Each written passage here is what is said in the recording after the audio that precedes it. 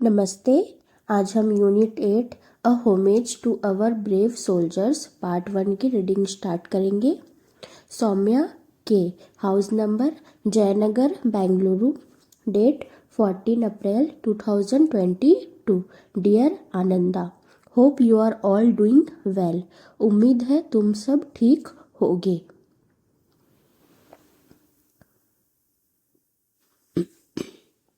Do you remember our last conversation about war and peace? We talked about how India had to struggle for its independence from the British for many centuries. Post independence, our country has had to fight several wars to protect its border, territorial integrity, and its people. ने क्या तुम्हें युद्ध और शांति के बारे में हमारी पिछली बातचीत याद है? डू यू रिमेंबर यानी कि क्या तुम्हें याद है?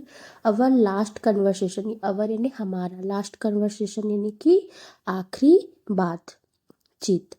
About war and peace, about यानी के बारे में, war, about war and peace यानी कि युद्ध और शांति के बारे में पिछली बातचीत याद है। हमने बात की थी कि भारत को अंग्रेजों से आज़ादी पाने के लिए कई सदियों तक संघर्ष करना पड़ा। वी टॉक्ड अबाउट यानी कि हमने बात की थी how India had to struggle, struggle यानी कि क्या कह सकते हैं, संघर्ष, फॉर इट्स इंडिपेंडेंस, इंडिपेंडेंस यानी कि आज़ादी के लिए, from the British, from the British यानी कि अंग्रेजों से, फॉर मैनी सेंचुरीज यानी कि सदियों, सदियों तक। ओके, क्या कह रहा है, हमने बात की थी कि भारत को अंग्रेजों से आज़ादी पाने के लिए कई सदियों तक संघर्ष करना पड़ा। आज़ादी के बाद हमारे देश को अपनी सीमाओं, क्षेत्रीय अखंडता और अपने लोगों की रक्षा के लिए कई युद्ध लड़ने पड़े। पोस्ट इंडिपेंडेंस यानी कि आज़ादी के बाद, our country has had to light several wars to protect its border यानी कि हमें कई युद्ध करने पड़े अपनी बॉर्डर्स यानी कि अपनी सीमाओं, टेरिटोरियल इंटीग्रिटी मतलब क्षेत्रीय अखंडता, एंड इट्स पीपल यानी कि लोगों की रक्षा के लिए कई युद्ध लड़ने पड़े। क्या कह रहा है, क्या तुम्हें युद्ध और शांति के बारे में हमारी पिछली बातचीत याद है? हमने बात की थी कि भारत को अंग्रेजों से आज़ादी पाने के लिए कई सदियों तक संघर्ष करना पड़ा। आज़ादी के बाद हमारे देश को अपनी सीमाओं, क्षेत्रीय अखंडता और अपने लोगों की रक्षा के लिए कई युद्ध लड़ने पड़े। Okay, this made me wonder who were these brave Indian people. They fought to protect our country and sacrificed their lives so that we could lead our lives in peace. What were their names? Where did they come from? Does anyone remember anything about them? यानी कि इससे मुझे यह सोचने पर मजबूर होना पड़ा कि वे बहादुर भारतीय लोग कौन थे। दिस मेड मी वंडर यानी कि ये, इससे मुझे यह सोचने में मजबूर होना पड़ा, who were this brave Indian people यानी कि वे भारतीय बहादुर लोग कौन थे। उन्होंने हमारे देश की रक्षा के लिए लड़ाई लड़ी और अपनी जान कुर्बान कर दी। They fought to protect our country यानी कि उन्होंने हमारे देश की रक्षा के लिए लड़ाई लड़ी, एंड सेक्रीफाइस देयर लाइव्स यानी कि और अपनी जान की कुर्बानी दी, so that we could lead our lives in peace यानी ताकि, सो दैट यानी ताकि हम शांति से अपना जीवन जी सके। वॉट वर देयर नेम्स यानी कि उनके नाम क्या थे। Where did they come from वे कहाँ से आए थे। Does anyone remember anything about them यानी कि क्या किसी को उनके बारे में कुछ याद है।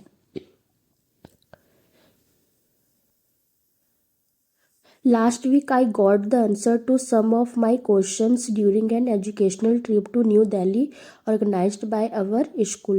You may recall I was looking forward to this trip and our visit to many places of historical and educational significance. I learned several new and interesting things and I am excited to share them with you. यानी कि पिछले हफ्ते हमारे school द्वारा आयोजित नई दिल्ली की एक एजुकेशनल ट्रिप के दौरान मुझे अपने कुछ सवालों के जवाब मिले।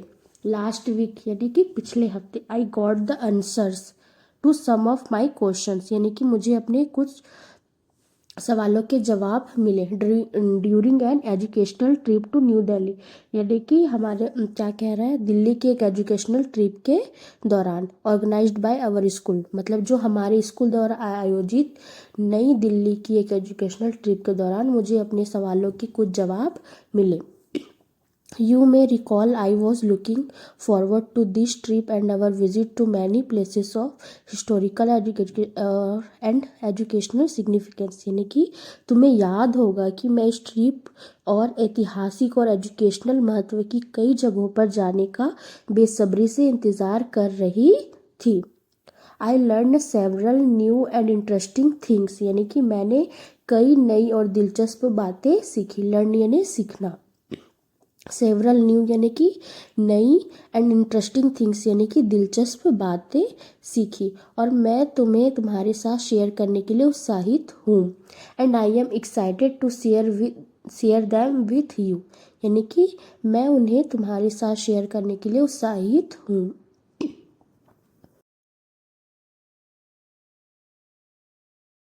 Late me begin by asking you to guess the name of the monument that I found most inspiring. यानी कि चलो मैं तुमसे यह पूछकर शुरू करती हूँ कि उस स्मारक का नाम बताओ जो मुझे सबसे ज़्यादा प्रेरणादायक लगा। Let's see if you can guess. यानी कि देखते हैं क्या तुम अंदाज़ा लगा पाते हो। The construction of this monument started in April 2018 and was completed in February 2019। यानी कि इस स्मारक का निर्माण अप्रैल 2018 में शुरू हुआ और फरवरी 2019 में पूरा हुआ। It was envisioned and then inaugurated by India's Prime Minister Sri Narendra Modi in February 2019।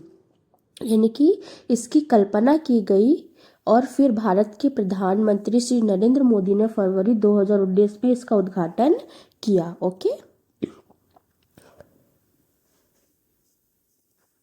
In terms of location and size, it is spread over 40 acres of land near the iconic India Gate। यानी कि जगह और आकार के मामले में, in terms of location and size यानी कि जगह और आकार के मामले में, यह मशहूर इंडिया गेट के पास 40 एकड़ जमीन में फैला हुआ है।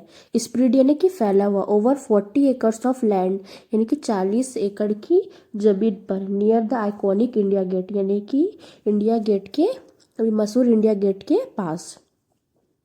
But more importantly it is a tribute to some of the bravest Indians. यानी कि लेकिन इससे भी ज़्यादा ज़रूरी बात यह है कि यह कुछ सबसे बहादुर भारतीयों को श्रद्धांजलि है।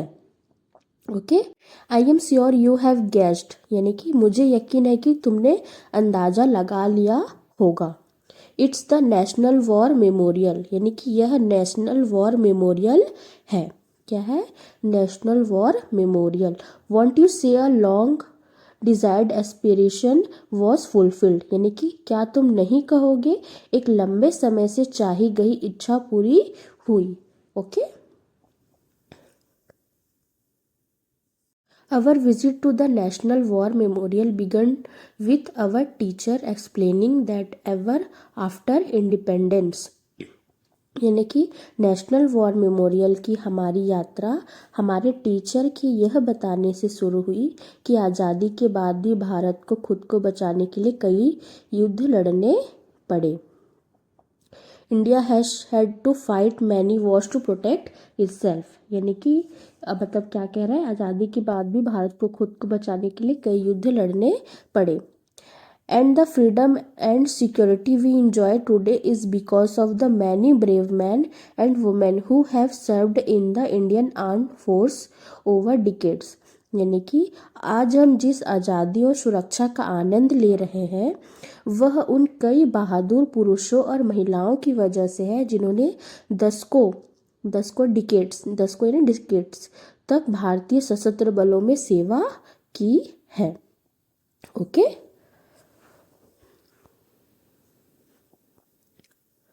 Sadly, she said, war always takes its tall, and therefore many brave soldiers have had to sacrifice their lives for the country even after our independence in 1947. यानी कि क्या कह रहा है, दुख की बात है कि सैडली सी सैड यानी सैडली यानी कि दुख की बात है कि उन्होंने कहा युद्ध हमेशा नुकसान पहुंचाता है और इसलिए 1947 में हमारी आज़ादी के बाद भी कई बहादुर सैनिकों को देश के लिए अपनी जान कुर्बान करनी पड़ी है. This is what makes monuments like the National War Memorial extremely important, so that we should never forget the cost of freedom. यानी कि यही वजह है कि नेशनल वॉर मेमोरियल जैसे स्मारक बहुत ज़रूरी है ताकि हम आज़ादी की कीमत को कभी ना भूलें. नेवर फॉरगेट यानी भूलना. द कॉस्ट ऑफ फ्रीडम यानी कि आज़ादी की कीमत को कभी ना भूलें. We are aware always of the pain and horrors of war यानी कि हम हमेशा युद्ध के दर्द और भयावहता से वाकिफ हैं. मतलब of the we are aware always of the pain यानी कि दर्द एंड हॉरर्स ऑफ वॉर यानी कि भयावहता से वाकिफ हैं. Okay. We learn that each brick of the memorial is called a tablet यानी कि हमने सीखा है कि स्मारक की हर ईंट को टैबलेट कहा जाता है.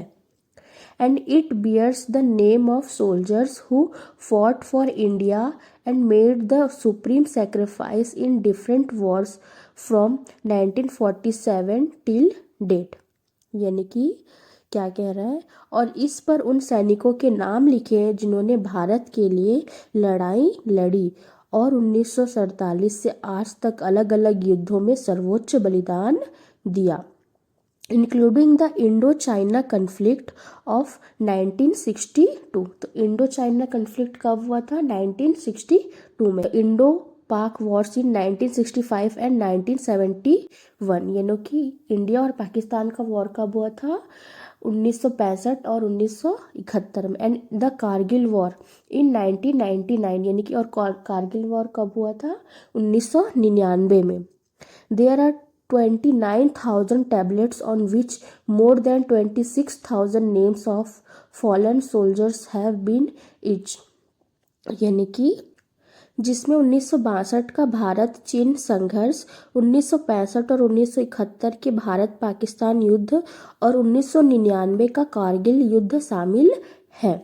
यहाँ 29,000 टैबलेट हैं. कितने हजार? 29,000 टैबलेट हैं जिन पर 26,000 से ज़्यादा शहीद सैनिकों के नाम लिखे हुए हैं. 29,000 टैबलेट हैं उसमें और 26,000 से ज़्यादा शहीदों के नाम लिखे हुए हैं. ओके. और टैबलेट किसे कहा जाता है? स्मारक की हर ईंट को क्या कहा जाता है? टैबलेट. और उन टैबलेट में 29,000 मतलब 29,000 टैबलेट में 26,000 से भी ज़्यादा शहीद सैनिकों के नाम लिखे हुए हैं. ओके. और क्या 1962 में भारत और चीन का संघर्ष हुआ था, 1965 और 1971 में भारत और पाकिस्तान का, और कारगिल वार कब हुआ था? 1999 में. Okay. It was heartening to know that our government has recognized the sacrifice of brave soldiers. यानी कि यह जानकर बहुत अच्छा लगा कि हमारी सरकार ने बहादुर सैनिकों के बलिदान को पहचाना है. Our teacher told us about the 21 brave hearts who were awarded the Paramvir Chakra. यानी कि हमारे टीचर ने हमें उन 21 बहादुरों के नाम बताया जिन्हें देश के लिए उनकी सेवा के लिए परमवीर चक्र मिले हैं. परमवीर चक्र यानी PVC, India's highest war time gallantry medal for their service to the nation. She also told us about Mahavir Chakra. Mahavir चक्र यानी MVC, कीर्ति चक्र यानी KC, वीर चक्र यानी कि VRC एंड शौर्य चक्र यानी कि SC. ओके. तो क्या कह रहा है? जिन्हें देश के लिए उनकी सेवा के लिए परमवीर चक्र, भारत का सर्वोच्च युद्धकालीन वीरता पदक यानी कि भारत का जो सर्वोच्च युद्धकालीन वीरता पदक क्या है, परमवीर चक्र से सम्मानित किया गया था। उन्होंने हमें महावीर चक्र MVC, कीर्ति चक्र KC, वीर चक्र VRC और शौर्य चक्र SC के बारे में भी बताया। Okay. Major Somnath Sharma was posthumously awarded India's first Param Vir Chakra in the battle of Budgam in 1947। यानी कि मेजर सोमनाथ शर्मा को 1947 से बडगाम की लड़ाई में मरणोपरांत भारत का पहला परमवीर चक्र दिया गया। मरणोपरांत यानी कि उनकी मृत्यु के बाद। Okay. Later, some more Paramveer Chakra were awarded for exceptional gallantry during the India-China conflict of 1962 and the India-Pakistan War of 1965. Besides, a Paramveer Chakra was also awarded for service during the United Nations Peacekeeping UN है ना operations in Congo. यानी कि क्या कह रहा है, बाद में 1962 के भारत चीन संघर्ष और 1965 के भारत पाकिस्तान युद्ध के दौरान असाधारण वीरता के लिए कुछ और परमवीर चक्र दिए गए। इसके अलावा कांगो में संयुक्त राष्ट्र शांति स्थापना अभियानों के दौरान सेवा के लिए भी एक परमवीर चक्र दिया गया था। संयुक्त राष्ट्र यानी कि यूनाइटेड नेशन की बात हो रही है। Okay. In the 1971 war, some of the heroes who were awarded the PVC posthumously includes Lance Nayak Albert Icca, Flying Officer Nirmaljeet Singh Sikhan, Second Lieutenant Arun Khetrapal and Major Hoshiar Singh. Some Navy personnel including Captain Mahendra Nath Mulla were also awarded MVC यानी कि महावीर चक्र for their exemplary courage and leadership. यानी कि 1971 के युद्ध में जिन नायकों को परमवीर चक्र मरणोपरांत यानी कि मरने के बाद से सम्मानित किया गया था, उनमें lance Naik Albert Ekka, flying officer Nirmaljit Singh Sekhon, second lieutenant Arun Khetarpal और मेजर होशियार सिंह शामिल है। कैप्टन महेंद्र नाथ मुल्ला सहित कुछ नौसेना कर्मियों को भी उनके अनुकरणीय साहस और नेतृत्व के लिए महावीर चक्र से सम्मानित किया गया था। ओके।